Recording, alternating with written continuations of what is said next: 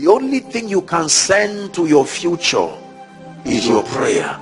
It can go and wait for you. Your prayer can become your protocol. It waits for you at the gates of your tomorrow. It checks that tomorrow is ready for you, and if it finds anything in your tomorrow that can sabotage the name of God in your life, it can. So on one hand, we have all kinds of things that are not accurate as far as the administration of spiritual things is concerned, all in the name of the prophetic. And this came because of the way Africa comes largely from a heritage of idol worship and superstition. Are we together? So it is easy from that standpoint to be inclined to the prophetic. But you see, when you approach the prophetic without renewal and transformation, you will inevitably end up dabbling between witchcraft and spirituality.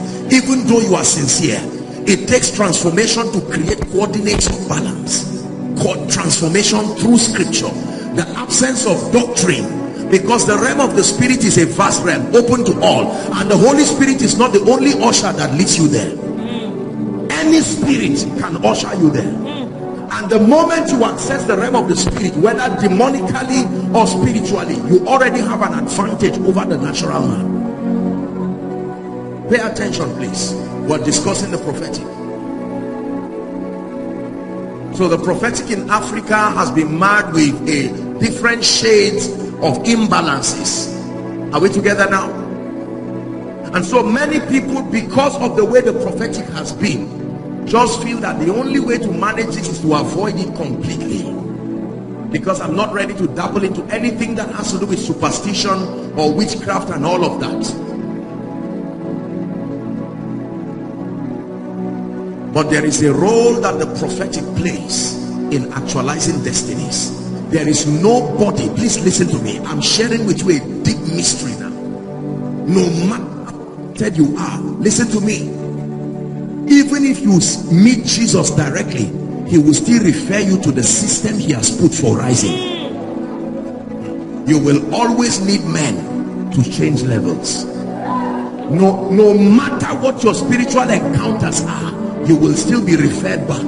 Ask Saul, when he met God and became Paul, you would think after an encounter with Jesus Christ, he should not need any man again. It was Jesus himself that referred him back to the structure in the body.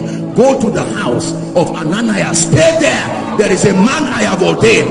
Now watch this. Sit down, sit down. When Jesus came, the word of God, his heavens were closed for 30 years. Your Jesus walked under a closed heaven for 30 years until he met a strange prophet called John. Your Jesus, as anointed as he is, the Holy Ghost did not come upon him, and the Father never called him son until he met a man. Please listen, this is not idol worship. Forget about some of these things that go on wrong. I'm communicating doctrine. I'm showing you why many of you have remained at the same position, because the grace sent to hold your hand not arrived. This is true. This is true. Listen carefully. Pay attention. Jesus walked as though he was not the Son of God for 30 years. And then, I hope you know that John was not a Baptist. John was a prophet. Baptism was a strategy invented to help him identify the Christ. And then number two, to now help him introduce a sacrament of immersion and then to be resurrected into Christ. Are we together now?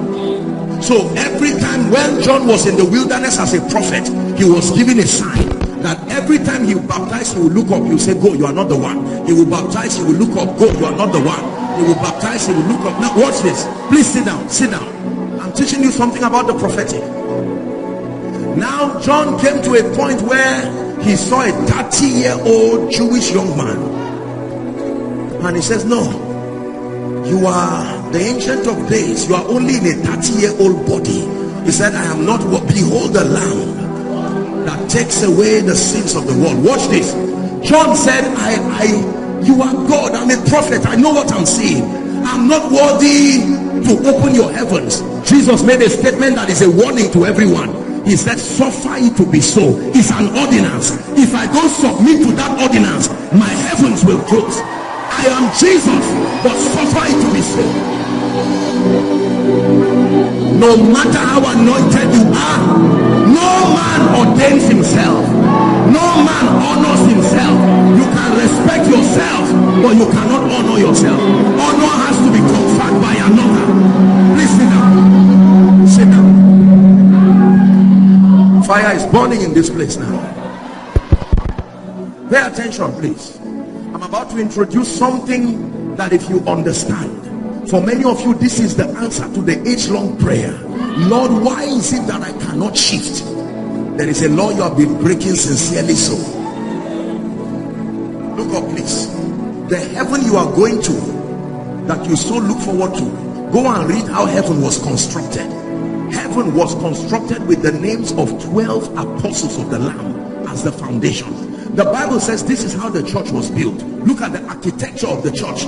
Paul was given the privilege of seeing the architecture of the church. Pay attention. He said, in the building of the church, the first person you meet is Christ. He's called the chief cornerstone. The moment you meet Christ, there are two strange ministries you must meet to rise: the apostolic and the prophetic. He calls them the foundation. Listen carefully. I don't mean the apostolic and the prophetic by name.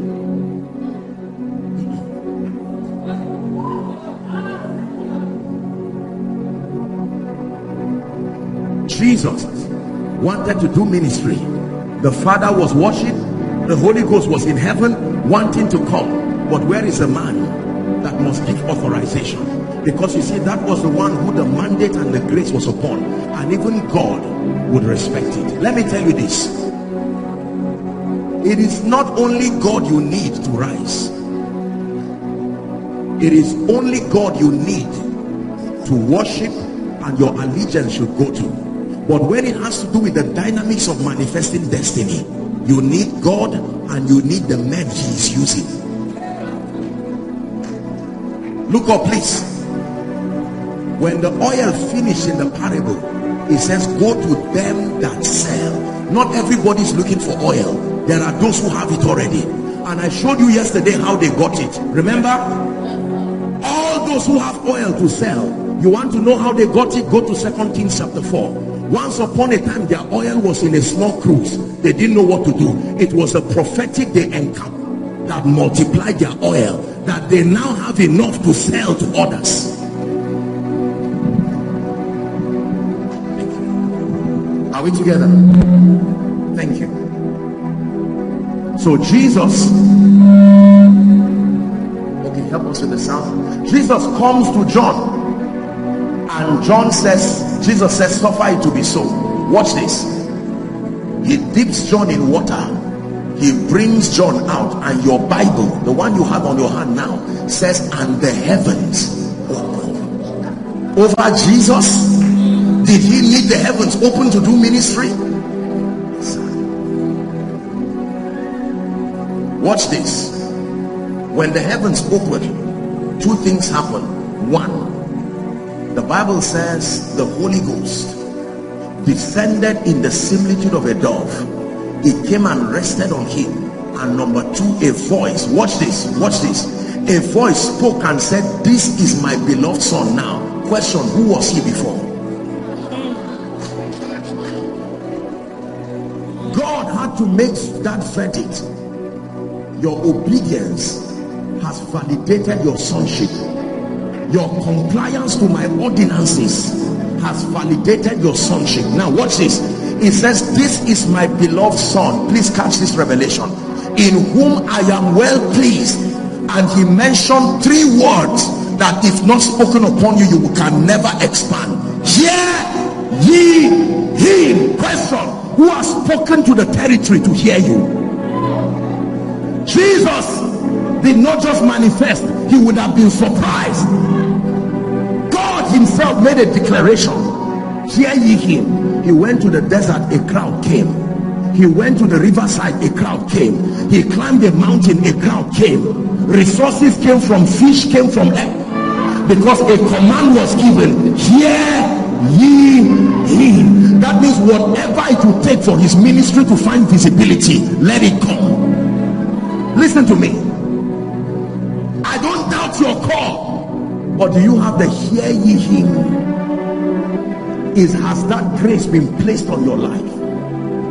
There are many gifted people in this city, genuinely anointed, on fire, but you organize a meeting, there is nobody to come and hear what God is saying, and you know that God is saying something through you. There is a hear ye him grace, but it comes by submission to God's protocol of operation. Not even Jesus missed that. Are we together now? Abraham was at a point in his life where it seemed like nothing will happen except prophecy, and he returned from war and he met a strange king of an ancient city called Salem, called Melchizedek. Watch this. Abraham honored him, and here was what Melchizedek said: blessed be Abraham, son of the Most High, I make you possessor of the heavens and the earth. Watch this. Do you know, brothers and sisters, we're about to pray, do you know that Prophet Samuel was a man? Is that true? When God rejected Saul as king, David was already having visions as the next king. God was ready, but the prophet he will use was still negotiating for Samuel, and a man's destiny was suffering because the prophet that will announce him was not cooperating with God. Can you imagine that? God is ready to lift you, but the prophet you will use was still negotiating, and you think God will say, no, I have options. Look at how God had to come himself to negotiate with Samuel. He said, Samuel, why do you continue to weep, seeing that I have rejected Saul as king? Take your horn and go to the house of Jesse. You are delaying someone who is ready, because you are the prophet who should ordain him. See, hold on. Do you know what made Saul to lose his throne? He was not knowing the rankings in the spirit of men.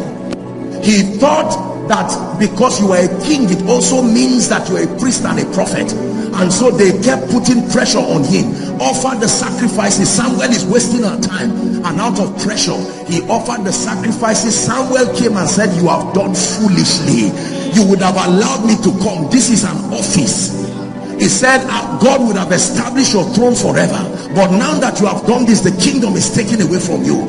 It would have been, thou son of Saul, have mercy on me. But now he lost it. Can I tell you this? This is not human worship, but please hear me, Yola.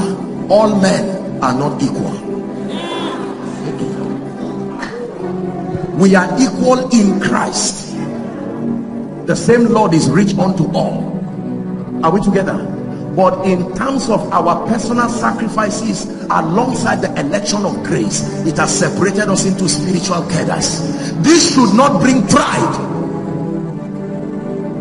But let me tell you this: you can remain for a long time and God will be watching you as merciful as he is, until the day you find the grace sent to lift you, not the grace available. There were many widows in Zarephath, but to none was Elijah sent. Elijah passed other widows and greeted them, but the day he went to the one he was sent to, that was the end of her situation.